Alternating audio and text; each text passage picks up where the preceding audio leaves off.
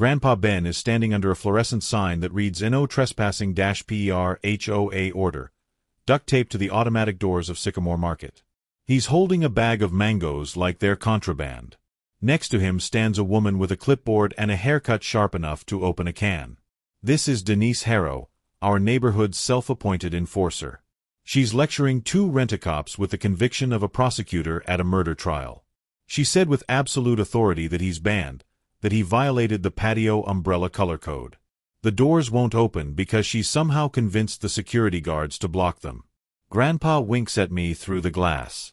I tap it gently.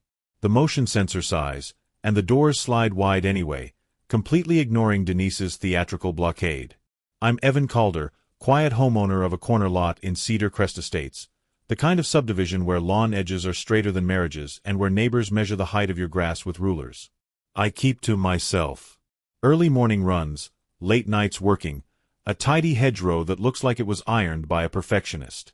The HOA's queen bee is Denise Harrow, a woman who genuinely believes Robert's Rules of Order is a sacred text and that binoculars are a civic duty rather than an invasion of privacy.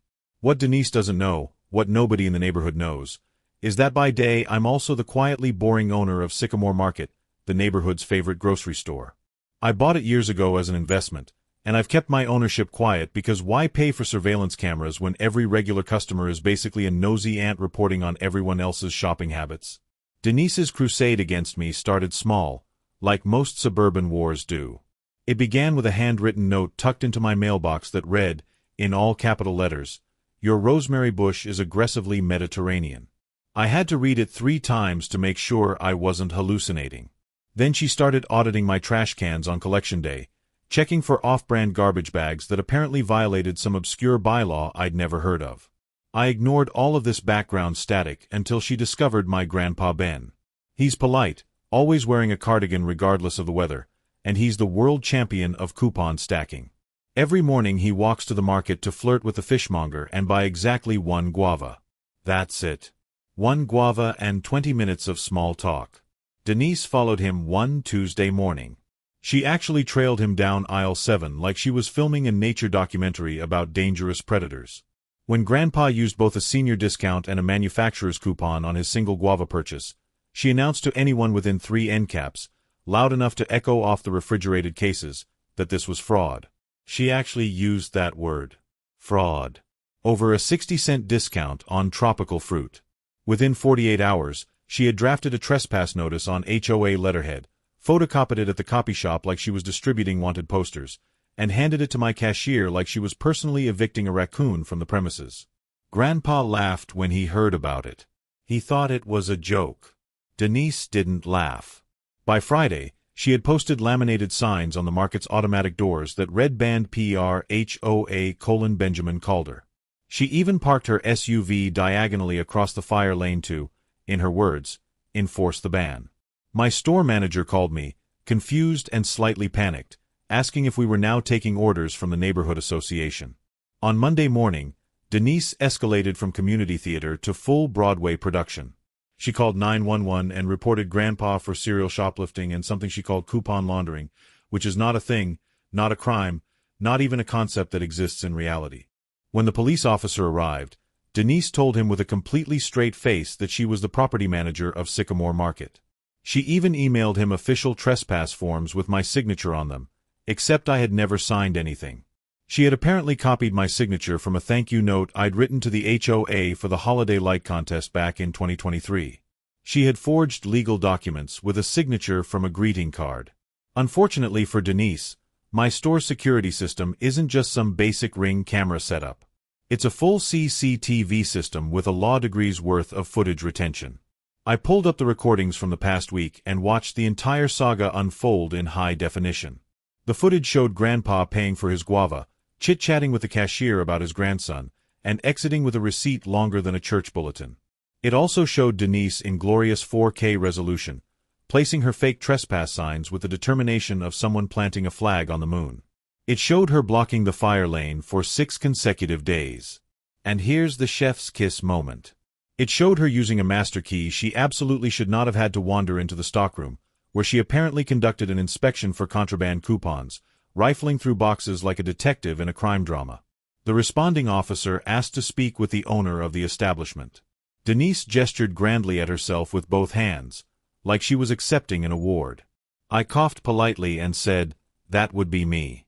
Her eyes did this rapid blinking thing, like a computer trying to process an error message it had never encountered before. I unlocked the back office, pulled out the business license with my name printed clearly at the top, and queued up the security footage on the main monitor. The officer's eyebrow went airborne when Denise's voice came through the speakers accusing my grandfather of coupon laundering. Then the city fire marshal showed up because someone had reported the blocked fire lane, and suddenly my back office felt like a very small courtroom. The HOA treasurer arrived too, dragged in by Denise earlier to witness the apprehension, and he quietly disclosed, looking deeply uncomfortable, that HOA funds had paid for those laminated ban Ben signs. They were line-itemed in the budget as safety decals. By sunset, Denise was the one receiving paperwork.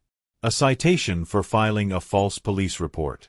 A fine for obstructing emergency access that made her face turn the color of a strawberry.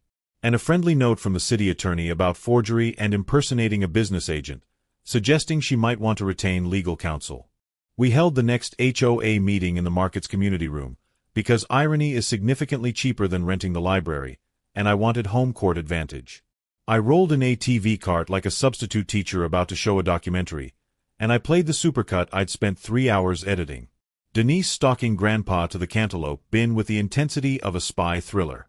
Denise planting her homemade signs while checking over her shoulder. Denise striding into the stockroom like she owned the place, opening boxes and muttering about criminal coupon enterprises. And my personal favorite, Denise rehearsing her trespass speech to her own reflection in the security mirror, complete with hand gestures. Then I switched to the final slide, a giant glossy photo of Grandpa's $1,000 donation to the local food pantry, all funded by his coupon wizardry and smart shopping. The room erupted in applause. Denise clapped too, reflexively, before realizing she was applauding her own villain origin story. The board voted with 3 syllables and 1 word. Censured. They stripped her of her presidency effective immediately. They suspended all her enforcement privileges indefinitely. They recommended she complete remedial governance training, which is HOA speak for timeout with PowerPoint presentations. The city attorney tacked on restitution for my staff's overtime dealing with her theatrics, and a court-ordered apology to Grandpa, to be delivered both in writing and in person, at Sycamore Market, on Senior Discount Day, in front of witnesses. The following Thursday, Denise arrived at the store wearing a blazer and the haunted expression of someone who had just learned that humility is taxable and consequences are real. Grandpa accepted her apology over complimentary donut holes with the grace of a saint. Then I handed her a fluorescent yellow vest with volunteer court ordered printed across the back in bold letters. The judge's idea, not mine, for her community service hours. I assigned her to restock the discount rack, right next to a hand-lettered sign I'd made that morning that read coupons are not crimes. She stared at the vest like it might bite her, then at me, then at the growing line of Thursday morning shoppers who were absolutely delighted by this turn of events. Denise is now banned from issuing any HOA notices without a second signature and what the board called a reality check. She's also banned from entering Sycamore Market for 60 days, except during her mandatory volunteer hours, where she sorts newspaper coupon inserts while Grandpa teaches his wildly popular weekly class called Extreme Couponing for Beginners just 2 feet away. She has to listen to him explain the very thing she called fraud to a room full of enthusiastic seniors taking notes. The fine from the city was $2,000. The legal fees from her forgery situation cost her another $3,000. She was removed from the HOA board with a unanimous vote of no confidence. When they announced the final vote count, 15-0, she stood up so fast her chair fell backward and clattered against the floor, and she walked out of that community room with her head down and her clipboard tucked under her arm like a shield that had failed to protect her.